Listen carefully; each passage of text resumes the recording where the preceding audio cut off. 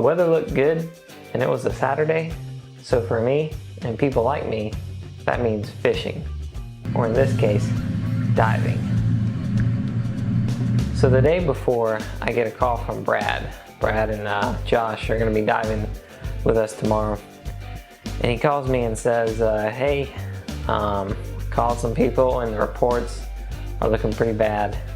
Apparently offshore, about 15 miles and out, there's a bad thermocline where when you get to the bottom, it gets cold and it's just murky, maybe a few feet of it is.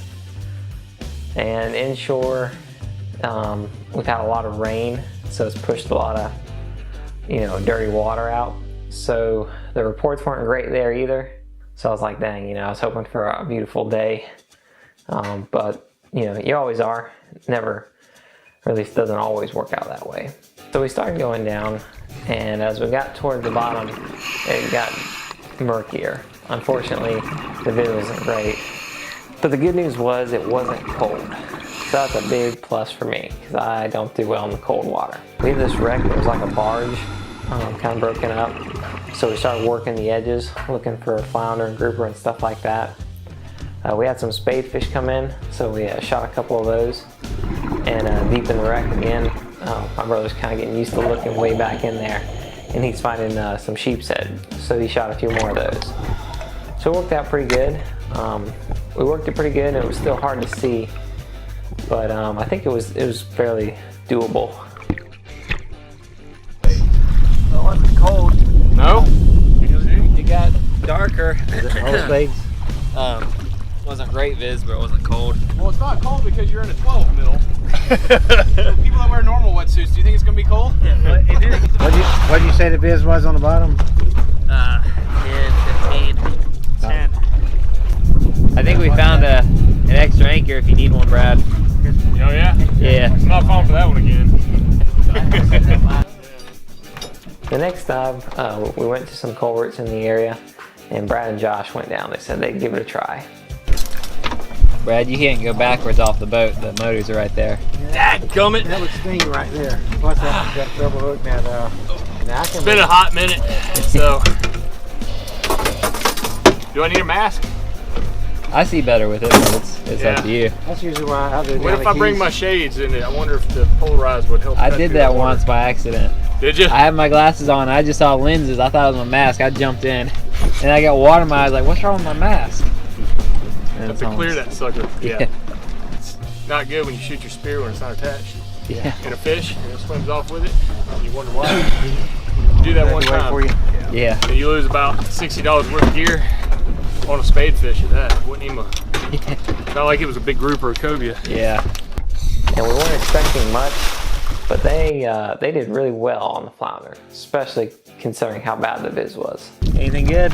About a couple flounder. How was the viz? Crap. Yeah. That's 72 on the bottom. Okay, a little bit colder. Just a tad, but you really can't tell it. I just checked it when I was down there. Okay. I guarantee there's probably a good amount of flounder down there. Brad has a nice one. He missed a real good one. I went chasing off of it in one direction. Yeah. And then I came right back to the chain, and I kicked one right there in the chain. I was getting ready to go up, so I chased him and grabbed the second one. I had just as many get away as I got. You gotta move super, super slow. So you just gotta like creep along, because by the time you see them, they're 10 feet from you and they already see you, I missed probably 3 or 4, but I didn't get to 10. They say they're not in the sand so much? No, they're laying on top of the rocks. So when you stick them, your spear doesn't go through them. You just kind of pin them down, and then you gotta go and get your hand up underneath them, because they're just laying around.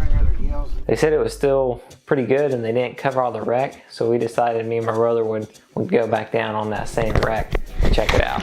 When we went down there, they were talking about how the flounder wasn't in the sand like they usually are, but kind of on the hard bottom, kind of rockish surfaces. And that they're also pretty skittish. And I think part of it was the fact that you had to be so close just to see the bottom.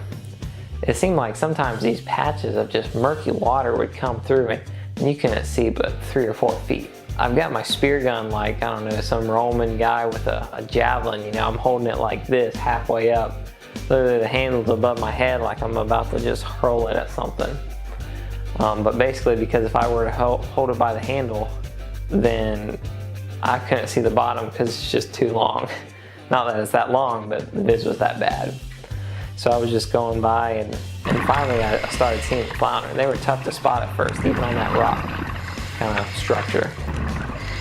Missed the first one, but once I knew what to look for, I was able to stick a few more. My brother got some as well. Nice one, huh? So fatty. Oh, look at that food.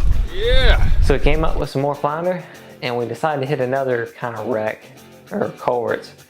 Well, it turned out to be both. That's how he dives. Sunglasses in hat. Yeah. I mean, you want to keep the sun out of your eyes while you're down there, right? Yeah, it's been quite the problem today. It's good, it's good for clarity. Yeah. You need a little bit of a darker tint while you're down there in that 5 feet. What do you recommend on the bottom of the ocean? A blue, a green tint, or the amber? What do you think? On a day like today, have to go with a blue tint. Blue tint with the overcast? Yeah, and mainly because it's brown on the bottom, so if you wear blue, you're like, oh, this is pretty blue water. Gotcha. Green's just gonna blend in. Nothing's gonna look the same. That's true. They all look the It's same. pretty dang green down there. Not gonna lie. Yep. Brad and Josh went on it, and again they found some more flounder. We were really surprised by how many flounder we were finding. So overall, it was a really fun day on the water.